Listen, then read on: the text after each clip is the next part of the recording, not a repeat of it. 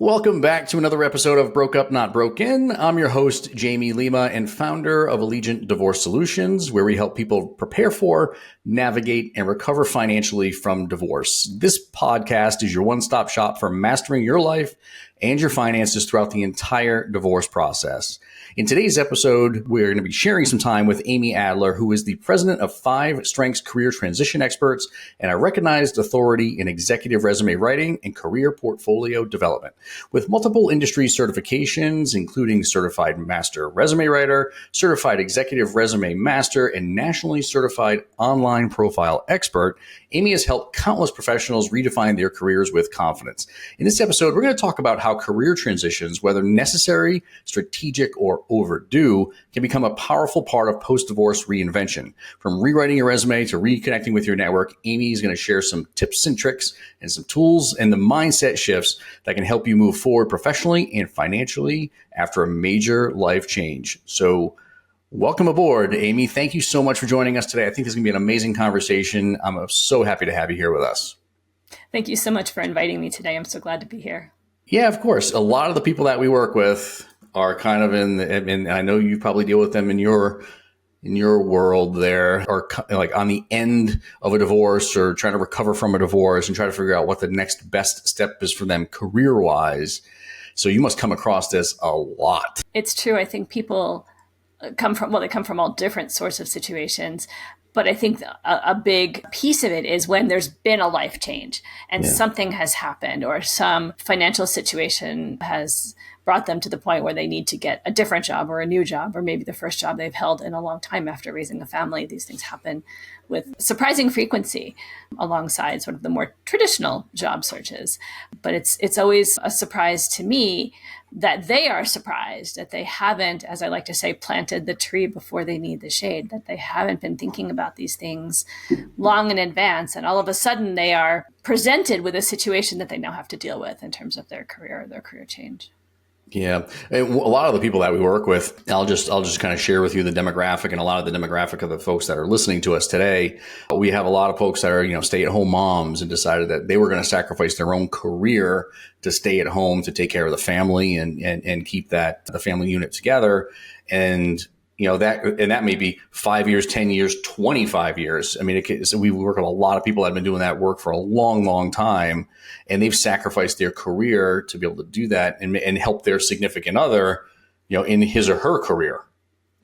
So what do you have to say to those people that are experiencing that, and now they're thinking like, I've got to figure out how to get back into the workforce? What are some of the first things you would tell somebody that shared that experience with you? I would say the first thing is tone down the fear that comes with this, because inevitably this is going to be very, very scary for somebody who's been out of the workforce for some time. I was just talking with somebody this week, the husband actually, who's been raising the toddlers for the last handful of years. And now he's ready to do something for himself that is sort of professionally oriented. So it's not just the moms. I will say for sure, it can be the dads too.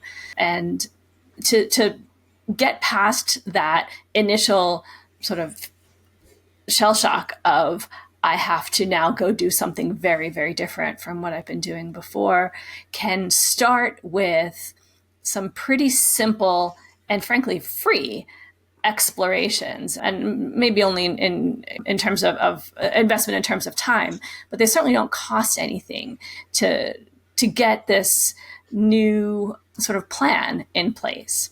And the first thing I advise people to do is to look at their favorite job search sites. So, of course, LinkedIn is a big one. Indeed is a really good one for this process. And instead of saying, you know what, I want to be a fill in the blank, whatever it is, do a search on things that they like to do. So things they're good at. So a stay-at-home parent certainly is dealing with budgeting and purchasing and managing, perhaps, I won't say a staff necessarily, but sort of all the stakeholders, maybe the kids' teachers and their healthcare teams and all those kinds of things. And these can be proxies, if you will, for the kind of work that happens in a corporate environment. So some piece of this is what people should search for just to see what these jobs look like. What jobs use these skills? What can they search for, or what can they find when they're searching that feels like stuff they want to do every day? So basically what you're saying is take some of the unpaid experiences that you've had and try to find that overlap. No doubt. And the same is true, by the way, for volunteerism. So somebody who has been out in the community or working at a kid's school or some maybe religious institution or whatever it is, just because it's not paid doesn't mean it's not real work. That's pretty interesting. What about networking? You talk a lot about networking in the work that you do and on your website. So when networking is one of the I do it because I have to. It is one of my least favorite things to do. I'm not one of the shaking hands and kissing babies type of person. I could never be a politician, but this is something that people have to get over that, right? Especially if you're re-entering the workforce, I would presume. It's true. And it might be the second most fear-provoking aspect of job search, if the prior one was the first. But it's a natural extension of what we do every day. So meeting somebody at the kids' soccer game, the spouse or the friend or whatever of somebody you know, these are very safe networking, let's call them targets, because they're already in your orbit. And asking the people you know best makes it even easier. So let's say your cousin works in a totally different industry compared to you.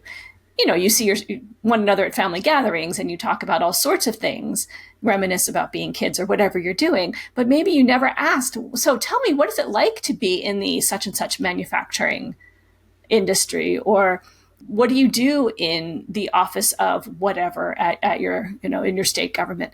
And these are very safe targets to centralize your initial networking outreach on, because these are people who already know you and already care about you. So making this first foray, like doing it like this, means you're generating practice and you're figuring out how to do this and what to say. So then when you want to talk to somebody you don't know, you can kind of, close your eyes and jump and know that you have done all the preparatory work that enables you to have a meaningful conversation with somebody you might not know as well. And then I presume at that point, it's just all about the momentum, right? Because isn't that the story of life? Is once you take that first step forward and you get that momentum behind you, it's much easier from there, I presume. Well, I'm sure we all remember the commercial from back in the 70s, and they told two friends and they told two friends, right? It's the same thing. So if you, whether using these exact words or this sort of spirit of language, who else should I talk to? Who else do you think I could learn from? They might say, you know what, you should really talk to my friend Sally, or you should really talk to my friend Joe. They know a lot about whatever we've been talking about or the things that you're interested in. And now you have quite literally a warm introduction with somebody who you already knows and trusts you, to somebody they already know, like and trust, same language. And that connection should be relatively seamless. So it's not exactly calling up somebody you've never laid eyes on or never had a connection to, although it can be. But these warm connections can be super, super valuable as people try to expand in different ways. And by the way, everyone likes talking about themselves.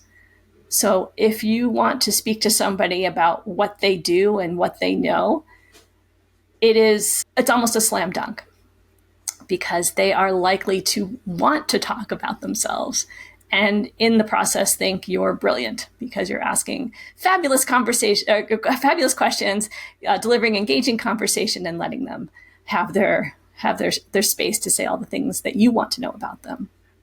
And that's the thing, is you have to have good questions, right? I mean, that's the beauty of that Pareto's rule, right? If you're talking 20% of the time and they're talking 80% of the time, that's the hook, right? So you ask really good questions, really good follow-up questions, and keep your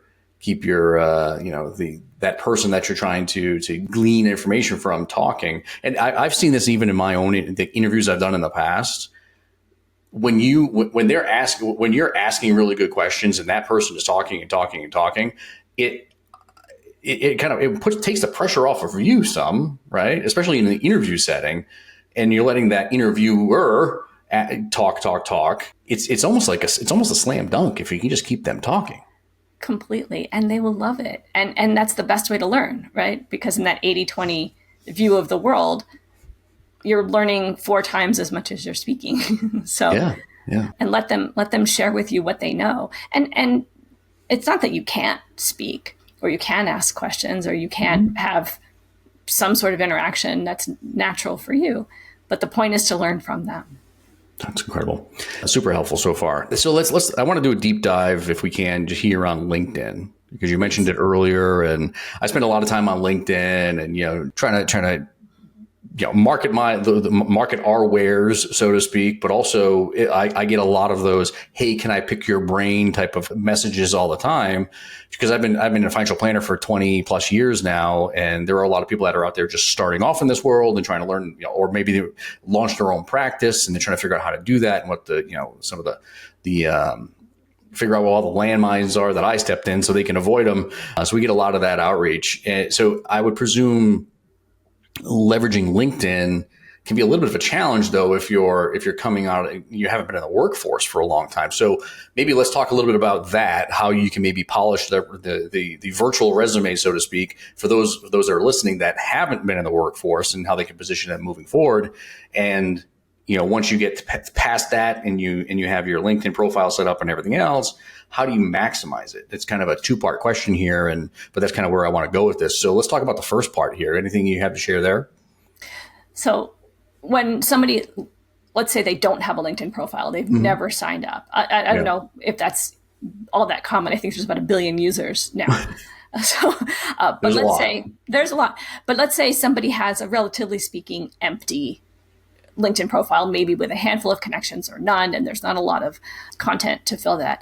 The very first thing a new-ish, let's say, user of LinkedIn has to think about is making sure that there is content in there about them that it does 2 things. One is it attracts a certain audience. You might not know who that audience is yet, because if you're still sort of exploring maybe a new market or whatever it is, but it has to attract somebody. So it can't be empty. It has to have something in there. And even what you've been doing of late, maybe where you went to college, or if you did any university work, because we all have affinity sort of emotions about when we went to school, and people like to talk about the good old days and that kind of a thing, different companies that we might have worked at over time. And then fill in the spaces with just a description of the stuff that you did when you were in these organizations. And again, they don't have to be paid work or references to paid work. They can be work that you did at your kids' school or at a local nonprofit or wherever you volunteer, whatever it might be, because that's still about you and it's still really interesting. Eventually, that content is going to shape in a more targeted way. So it doesn't have to start that way, but the ultimate goal is to have the right content in there that should attract somebody who's doing a search for someone like you, and then give them something interesting to read when they're there. And that might not come in the first round, but your LinkedIn can be a little bit of a living document in that sense. And you are allowed to change it every now and then. I won't say change it all the time, and don't change it drastically unless you really, really mean it, because it will confuse people if it's shifting all the time. But you're allowed to make inroads into shaping it the way you want it to feel and read, so that eventually you are speaking to a very specific audience, that kind of audience who would presumably want to hire you. So then once you have the LinkedIn profile set up and you've kind of, and I have some questions about how we can like handle that gap, right? Because in some cases people have worked, in a professional setting. They've worked, maybe they graduated college, they worked for a few years in a particular industry or whatever, and the next thing they decide to take time off to raise a family, and whether that's husband or wife or whatever, it doesn't really matter. But then there's a gap, right? And overcoming that gap. So I guess maybe let's talk about that, and then I want to talk a little bit about how we can actually maximize LinkedIn to the best of our abilities here. So how do we overcome that gap? So it depends on where the gap is. If it's X number of years in the past, I wouldn't worry about it very much. If it's the most recent handful of years, that's something to address. So let's say let's imagine a person who started staying home to raise a family 10 years ago, and there's nothing professional, nothing is sort of paid in the last 10 years. There's so much that somebody can still put in that space that can address that gap. During COVID, I think LinkedIn rolled out this thing called a career gap. I think everybody was experiencing the crunch, and it was really horrible. But I think now it seems that best practices indicate not to use the native career gap option and to instead use whatever they've been doing. If you're with your kids, if you're, I don't know, managing a household, whatever it might be, or maybe you are a fitness enthusiast. Imagine that you have a hobby that takes some proportion of your day, and now you want to just talk about it as something you do every day. So maybe you learned a lot about nutrition and weightlifting, and I don't know what else might go into that. Or let's say you're self-studying on something. Maybe you're self-studying on, I don't know, whatever might go into that. I'm certainly no expert, but maybe somebody who's changing direction, and let's say they're going from whatever they used to, let's say, into some new technology, and they want to talk about all the AI coursework they've been participating in. It's a perfect opportunity to give your audience that first impression that you are on the cutting edge of whatever is current now, and that you're learning about the best practices and opportunities that, for example, AI, that doesn't have to be that, it can be something else, has to offer. But that's another way to fill in that space that is legitimate, and it's honorable, and it's real. And if somebody asked you about it, you could talk their ear off about all the fun things you've done and learned and practiced and researched in that arena.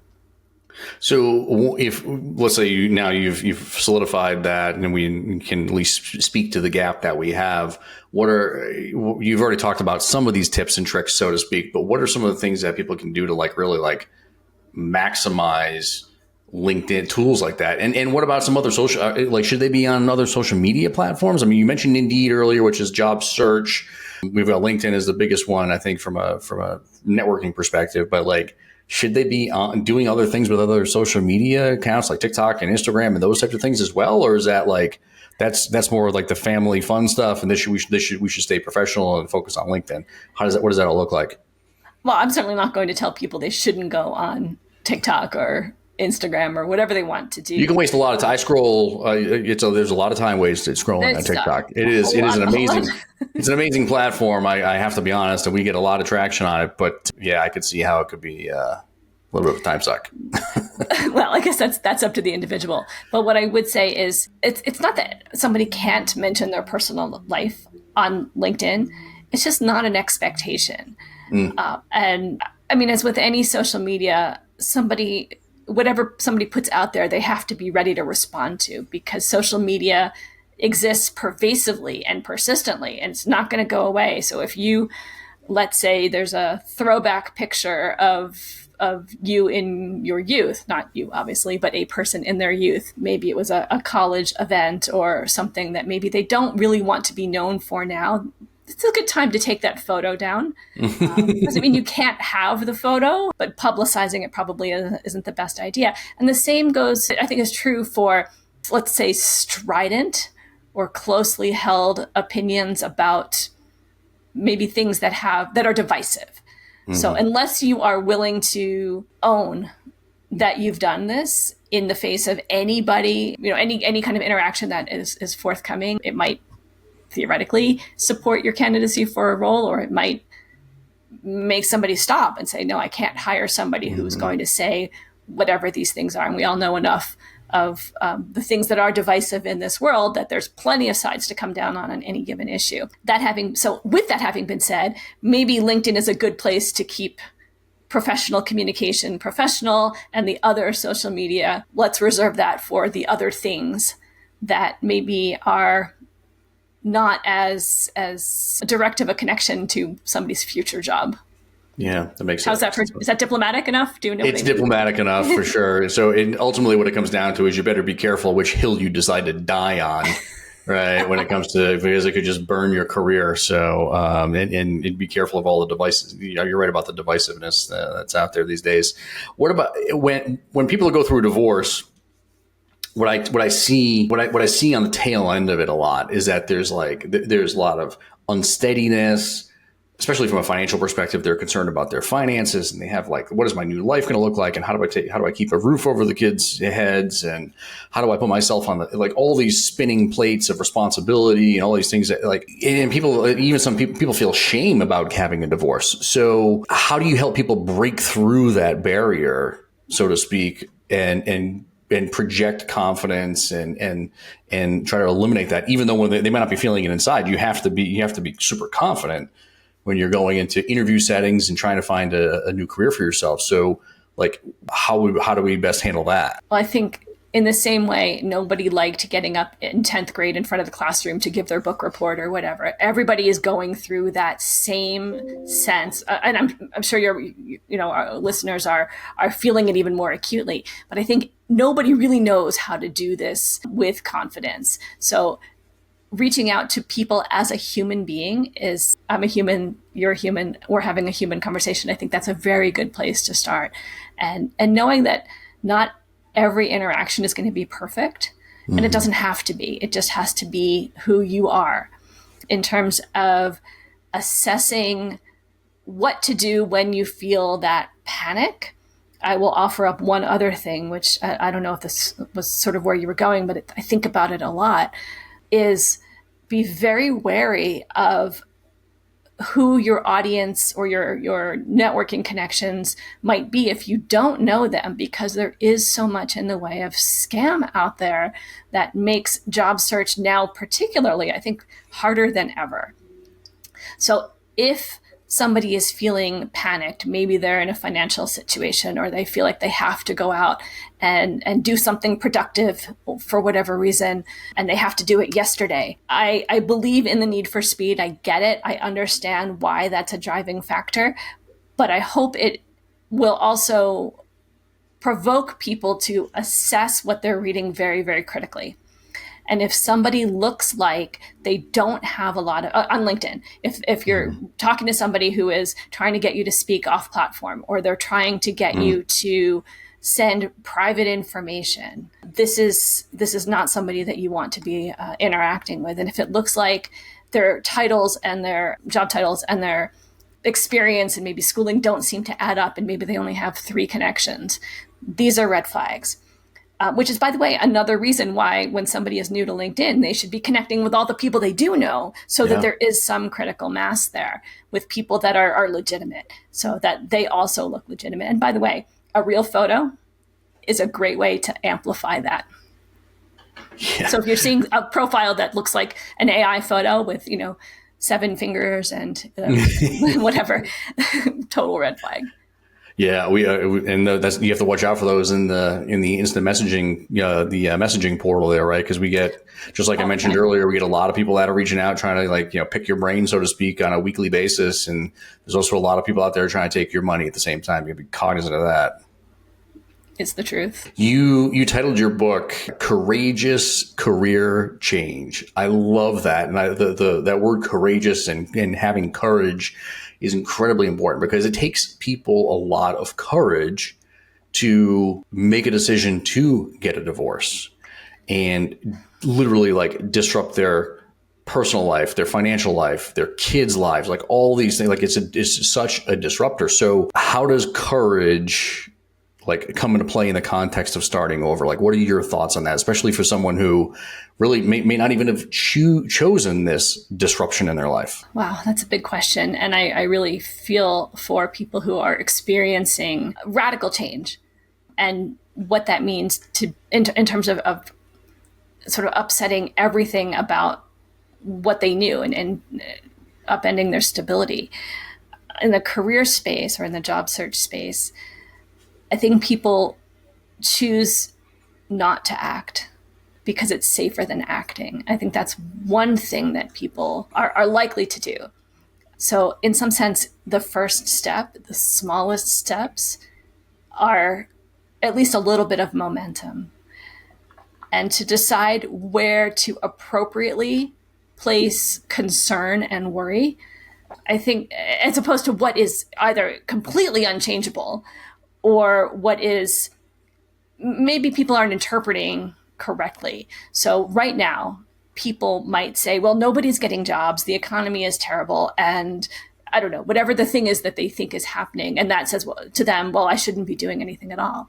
But that's, regardless of what's happening in the macro sense, in the individual sense, I see people getting jobs all the time.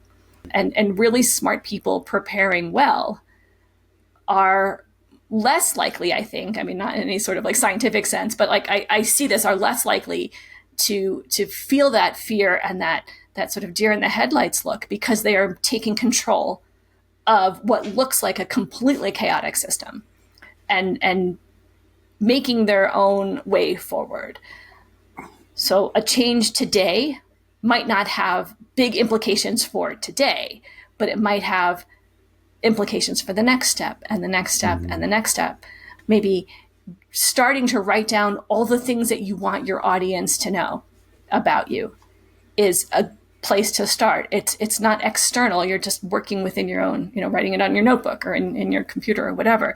And then the next step is maybe turning that into a resume or putting that content out on LinkedIn or writing your first post on LinkedIn, testing those waters. So you're not trying to do everything all at once, because that would be terrifying. That would be absolutely terrifying to try to do everything at once, especially I think in the case of maybe the listeners who are probably dealing with a whole lot of stuff.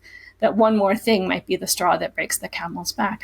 But taking one step at a time and controlling that trajectory gives that person a lot of agency. And I think that's true in job search, probably in a lot of things. It's all about the momentum, right? Taking that one step at a time, and the next thing you know, it snowballs into the next thing, and the next thing, and then you finally get some real solid movement. So I appreciate that thought. This is what I would call the carte blanche segment of our conversation today. Before I let you get going, but are there any questions I didn't ask, I should have, or anything you want to share with our listeners that maybe we didn't touch upon today, or even if you want to go back to and hit that point home? Well, actually, I'm glad you asked that. Not the carte blanche part. Talk about fear provoking, but you can go any direction you want to go, but don't mess it up. Anything I want. No, but going back to something that I think is really, really important that people don't think about when they're launching a job search, which is, even if it is true that somebody can do so many things, and I see this really on a daily basis, where I get to interact with such incredible people with so much talent, so much experience, and so much capability. The message, I can do anything for you, meaning the company or the hiring team, is a frankly terrible pitch. So I can do this thing because I know you, the hiring team, have this specific problem or this specific circumstance, is a really compelling pitch. So it might not be the first thing a job seeker thinks about, but it should be woven into, as soon as possible, into every step they take throughout their job search, which is, I am a fill in the blank, I do this thing, and I do it for companies that need this expertise. And that sort of lock and key connection is so, so compelling. And it makes everybody in the room understand why they're having the conversation they are. Oh, love it. The lock and key. I love that analogy. Amy, thank you so much for bringing your expertise and empathy to today's conversation. And as you know, divorce doesn't just change our relationships. It often reshapes our professional paths and financial futures too. Your practical advice and clear strategies help demystify that next step. And I know our listeners will benefit from all of your expertise and your perspective during our conversation today. For those of you listening, you can connect with Amy on LinkedIn, and we'll include links to her book and services in the show notes. If you're navigating divorce and wondering what's next for your finances and your future, visit us at allegiantds.com. We're here to help you rebuild with clarity and confidence. Be sure to subscribe to Broke Up Not Broken for more empowering episodes just like this one. And as always, breathe deep, think clearly, and take care of yourself and your future. Until next time.